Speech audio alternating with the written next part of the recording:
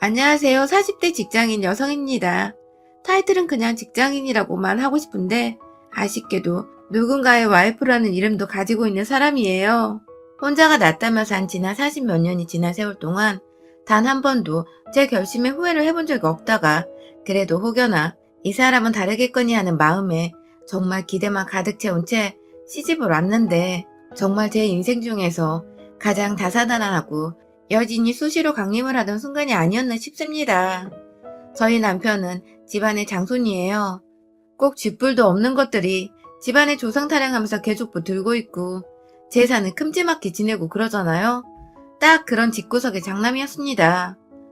동네 읍내에서 가장 큰 집이라고 소문이 났으나 저택을 짓고 살아서 큰 집이라 부르는 게 아니라 그냥 그 촌동네에서 가장 장손 되시는 할아버지와 맏며느리가 되시는 할머니의 자식들이라는 이유만으로 큰 집이라고 불리웠던 거예요. 그리고 그 소리는 곧 개족부를 이어서 보관해야 할 장손이 그리고 그 많은 제사를 동네 사람들 다 불러다가 해야 하는 맏며느리가 그 집안에서 나온다는 소리이기도 했고요. 남편은 아주 어릴 적부터 자기 엄마가 친족으로 엮인 온 동네 사람들이 모인 한가운데서 제사를 지냈고 하루 종일 손님상 폈다 뺐다 하는 그 꼴을 다 보고 자랐을 겁니다. 저희 시어머니가 굉장히 욕을 찰지게 하시고 시아버지께 할 말 못할 말 가려대지 않고 불만이 있으면 네가 하라며 어디서 배우셨는지 가운데 손가락을 들쳐 올리고 엿을 날리시는 분이신데요.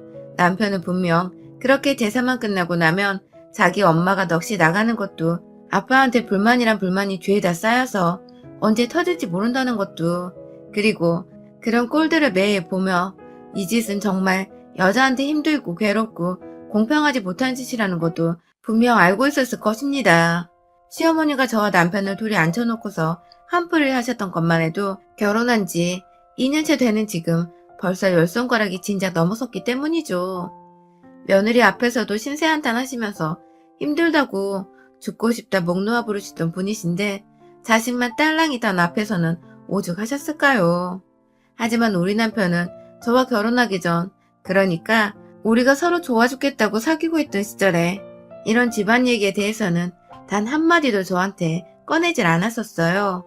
결혼 얘기가 오고 가던 때에도 제가 혹시나 하는 마음에 요즘 사람들은 남의 집 조상 모시려는 거 껄끄럽다 면서 미리 제사가 있으면 알려주기라도 하고 마음의 준비나 결혼에 대해서 생각을 해볼 시간을 달라고 분명 누누이 말을 미리 했었는데도 불구하고 이 새끼는 단 한마디를 해주지 않았었습니다. 저야 뭐 남자가 딱히 집안일과 제사에 대해 모른다고만 하고 무슨 말을 안 해주니까 정말로 제사를 지내본 적이 없어서 모르는 것인가도 싶고 이 자식이 한 번은 자기가 성당에 다닌다고 자기 부모님도 다 같이 성당에 몇 번 가신 적이 있다는 말도 했었기 때문에 저는 종교적인 이유만으로도 이 집은 제사 자체를 지내지 않는 집이라고 당연히 생각을 했습니다.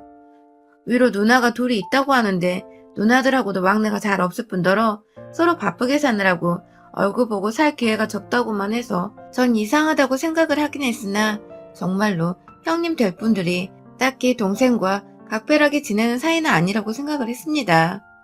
저도 남동생이 하나 있고 동생이 워낙 막내라 그런지 애교도 많고 해서 제가 부모님 없을 때 많이 돌보고 살았는데 저한테는 커서 서로가 바빠졌더라도 굉장히 각별하고 또 마음이 가는 남매거든요.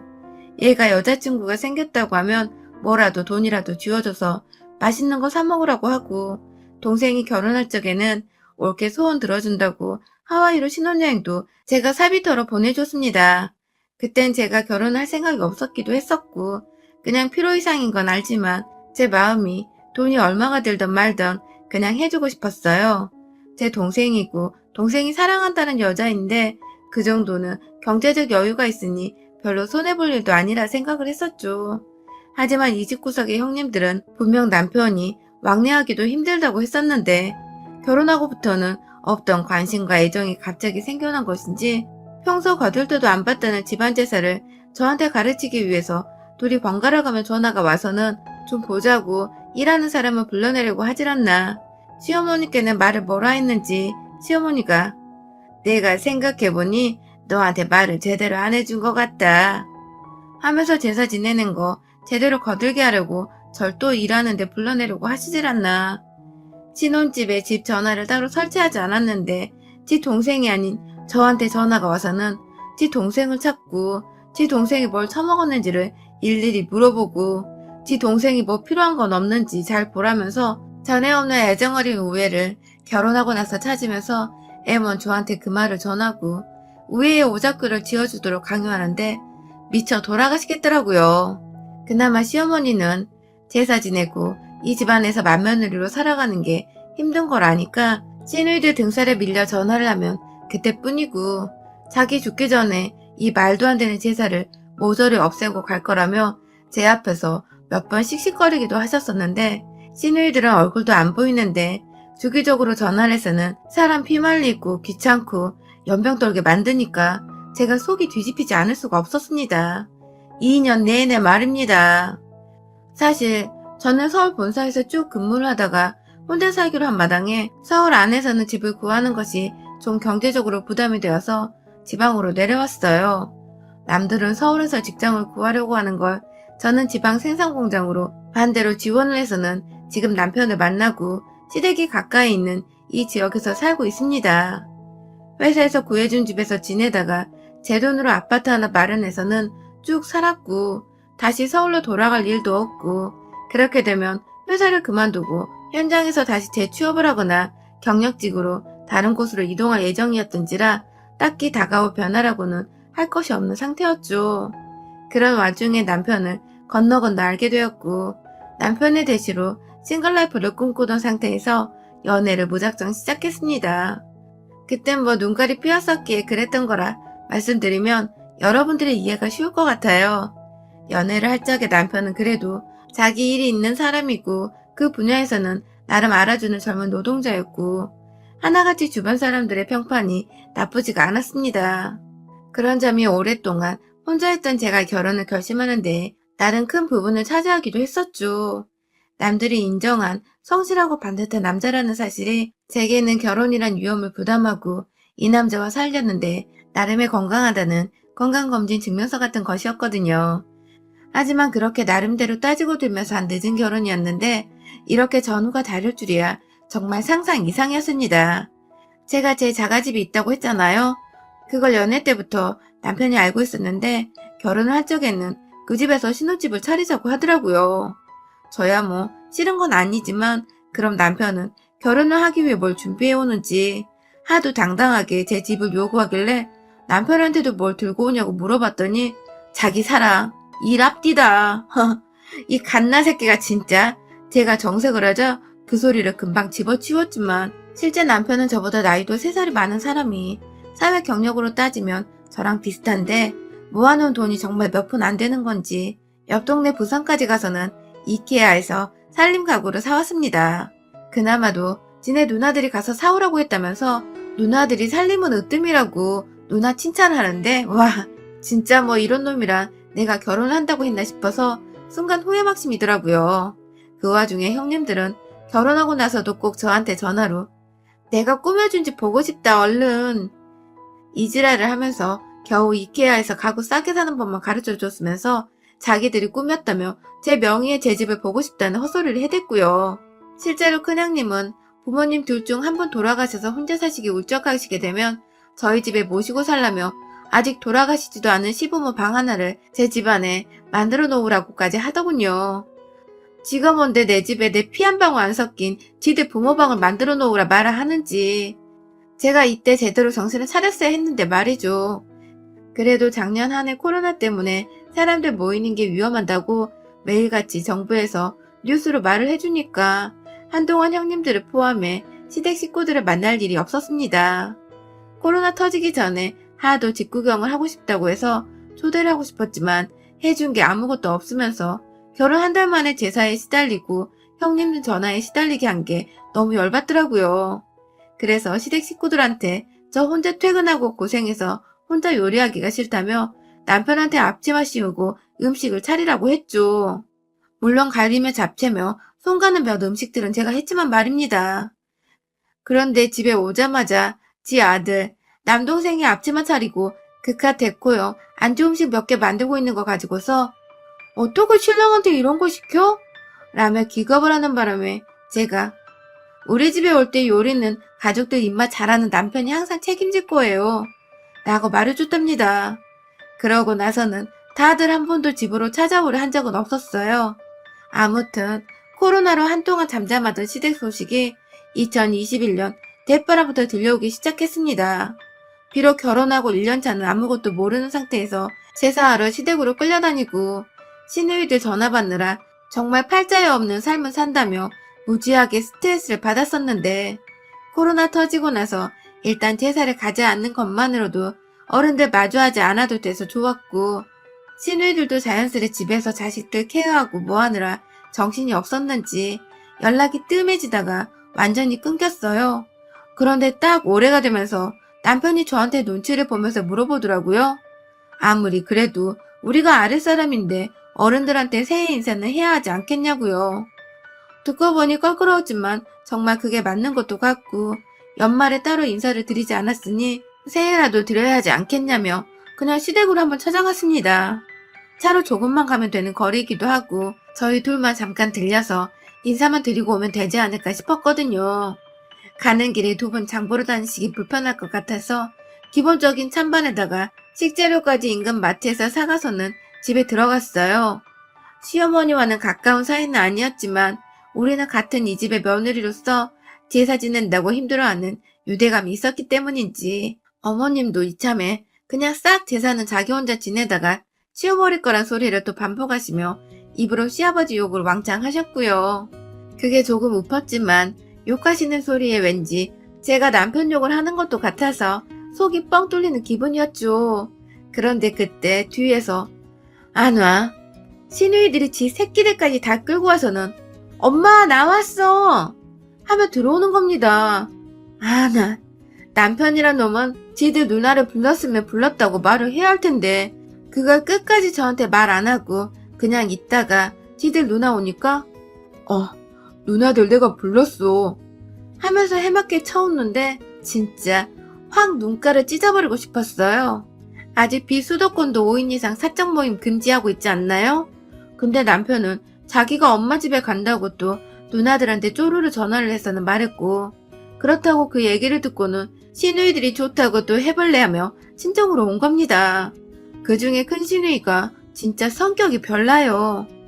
이케아에서 신혼가구를 사라는 것부터 집안에 시부모 방 만들라고 주동한 게 다 큰 시누이였는데요. 저를 보자마자 한다는 말이 와, 너 진짜 오랜만이다. 너가 안부 인사도 하러 다니니? 하면 비아냥대는데 제 주먹을 꽉 쥐면서 참았어요.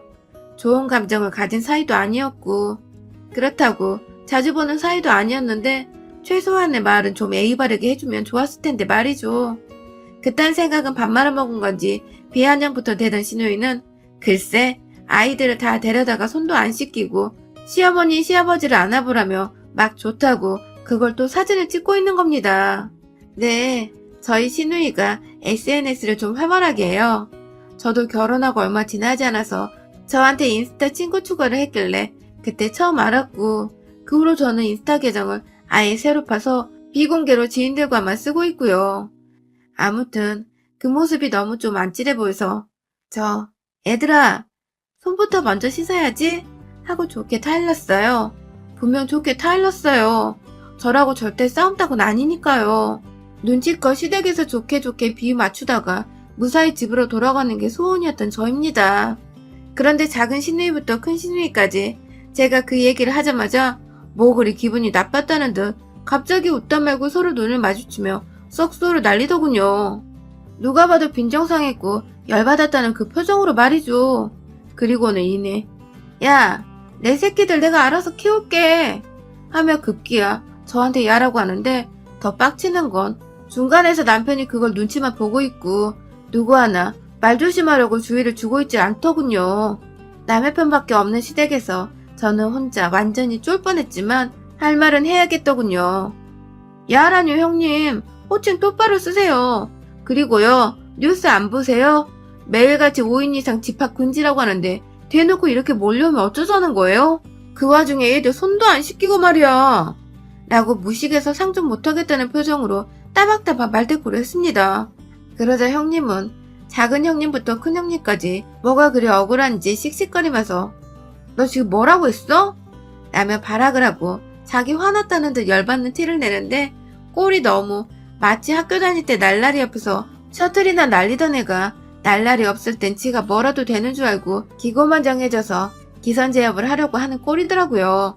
저야 뭐 학교 다닐 때부터 날라리도 아니었고 셔틀도 아니었지만 그런 애들 자체를 경멸하고 무시하려 했고 또 한심하다 못해 수제반 것들이라고 생각을 하며 살았던 사람인지라 결혼 초부터 지금까지 단 한 번도 저한테 윗사람으로서 모범을 보여준 적도 없고 마음 편하게 해준 적도 없는 신우이에게 머리를 조아릴 마음이 들지 않았어요.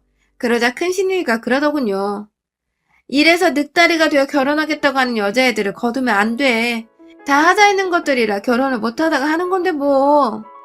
제가 노처녀 때 남편 만나 뒤늦게 결혼한 거 가지고 하자가 있다고 하더니 급기야 옆에 있던 작은 신우이가 그걸 거들면서 막 쳐웃더니 언니 말 조심해.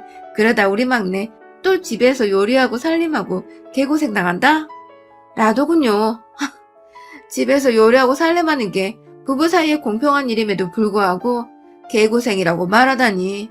그럼 그 개고생을 같이 일하고 있고 집까지 마련해온 제가 하면 합당한 것이고 제 남동생이 하면 억울하고 불합리한 것이란 소리인 건지. 이것들이 누가 자매 안 일할까봐 한다는 짓거리들이 너무너무 열받더라고요. 그래서 소원대로 해줬습니다. 집 가서 지들 동생을 당장 개고생을 못 시키지만 시댁에서 개새끼로 만들어줄 수는 있었죠. 시부모님의 조카들, 시누이들이 다 지켜보던 그 거실 한복판에서 남편 새끼 목으로 날라차기를 해버렸습니다. 순식간에 제 발에 목젖을 강타당하고 아프다고 무릎을 찧어가면서까지 거실 바닥에 주저앉은 남편의 뒷대가리를 너 뭐하는 새끼가 네 마누라가 개소리 듣고 앉아있는데도 가만히 있어? 내 집에서 쫓겨나고 싶어? 하면서 소리를 꽥 지르니 다들 내 집에서 쫓겨난다는 그 소리가 유난히도 충격이었던지 어디 남편을 쫓아낸다고? 하면서 말까지 더듬으며 남편을 어찌 쫓아내냐고 막 훈계를 하더라고요.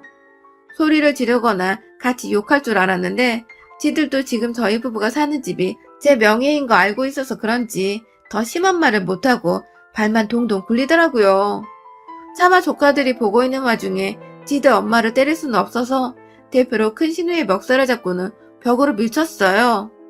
너 네 새끼들 앞에서 얻어터지고 싶지 않으면 그 입 닥치고 조용히 인사나 드리고 가라?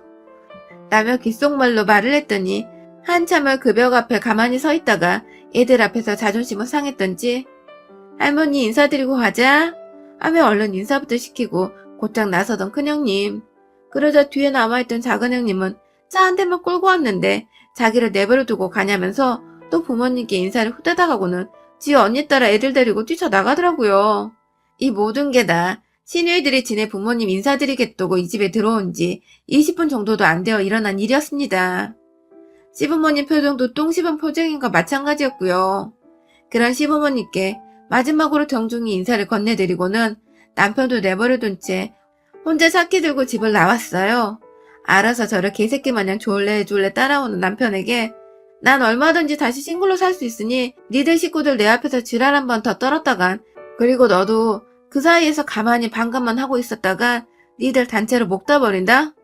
하면서 손으로 남편 목젖을 한 번 더 강타하려고 하자 남편은 오오오 하면서 오바해서는 몸을 움츠리고 저는 또 그게 웃기다며 차키를 건네주고는 뒷좌석에서 편하게 드러누워 창밖 구경하며 드라이브하다 집에 왔습니다. 유난히 기분이 상쾌하기도 창밖으로 지는 노을이 아름답고 운치 있었던 날이었어요. 우리 형님들은 그날 지 동생이 내내 걱정이 되었는지 시어머니께 전화해서 닥달하고 괜찮냐고 물어보라 난리를 쳐서는 시어머니가 울며 겨자 먹기로 또 저한테 전화를 하셨는데요. 제가 네 살아는 있어요 라고 해부리자 거의 울음이 터질 듯한 목소리로 하는 탄식과 함께 알겠다고 전화를 끊으셨습니다. 그 말을 또 그대로 시누이들한테 전하며 아들 걱정에 며느리 무서운 걱정까지 했겠죠. 그래서인지 시누이들은 지 동생 살아는 있다는 소리를 들었을 텐데도 예전처럼 수시로 저한테 전화해서 지 동생 안부를 묻지도 않고 아예 동생한테 벨소리 한번 울리게 전화를 하지 않은 채 잠자코 잠수타는 중이고요. 에휴, 결혼이 참 뭔지. 말리는 시누이가 더 미운 법이라고 하는데 전 말리지 않고 입 꾹 다물고 남일 구경하듯 쳐다만 보고 있던 남편놈이 제일 재수가 없고 열불 터지더라고요. 제발요. 자기 와이프한테 대리어도 운운하지 말고 결혼했다는 이유로 쓸데없는 지들 형제자매한테 아부떨게 하지도 말고 본인이 잘하세요. 본인이. 형제자매님들도 마찬가지고요. 제발 결혼해서 들어온 새 식구를 가족이라는 이유로 함부로 말하지 말고 남이란 이유로 좀 더 애의 갖추며 살자고요. 여러분의 생각은 댓글로 남겨주세요. 오늘도 시청해주셔서 정말 감사합니다.